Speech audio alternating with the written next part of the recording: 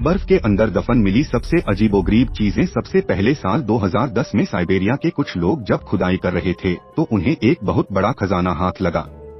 असल उन लोगों को बुली मेहमत नामक जानवर के बच्चे की बॉडी मिली जो कि 40,000 साल पुरानी थी और रिसर्च करने पर पता चला कि उसकी मौत तालाब पर पानी पीते वक्त हुई थी और बर्फ में दबने के कारण ये बॉडी बिल्कुल वैसी की वैसी थी। नेक्स्ट, इस पिक्चर में आप ये जो इंसान देख रहे हो इनका नाम जॉर्ज मैलोरी है, जो कि माउंट एवरेस्ट पर चढ़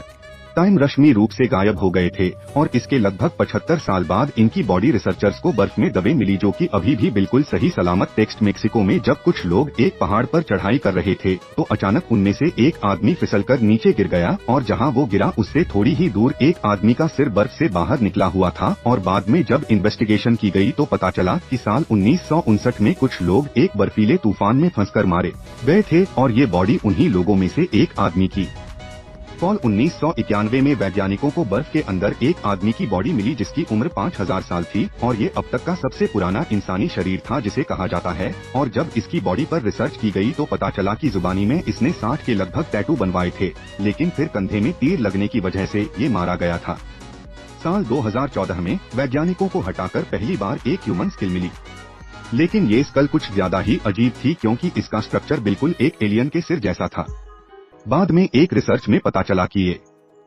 टाइम के कुछ रिचुअल्स की वजह से उनकी खोपड़ी ऐसी हो गई थी। लेकिन मेरे दोस्त, ऐसे रिचुअल्स तो सिर्फ में होते थे, तो क्या इसका मतलब ये है कि इजिप्ट के लोग पहले एंटार्कटिका में रहते हो और बाद में वो क्लाइमेट चेंज की वजह से अफ्रीका में साल 19,199 में वैज्ञानिकों को बर्फ के नीचे 3 मम्मीफाइड बॉडीज मिली जो कि इनका सिविलाइजेशन के बच्चों की थी जिनकी किसी जमाने में बलि दी गई थी। दरअसल जमीन पर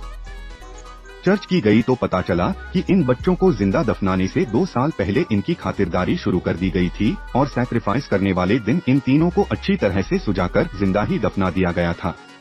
इंडोनेशिया में जब कुछ लोग समुद्र को एक्सप्लोर कर रहे थे तो उन्हें वहां एक पिंजरा दिखा जिसके अंदर बड़ी सी मछली को बांधकर रखा गया था और ये मछली यहां कई सालों से बंधी हुई थी और इसके साथ ही पिंजरे में उस मछली के बच्चे को भी पूंछ से बांधकर रखा गया था।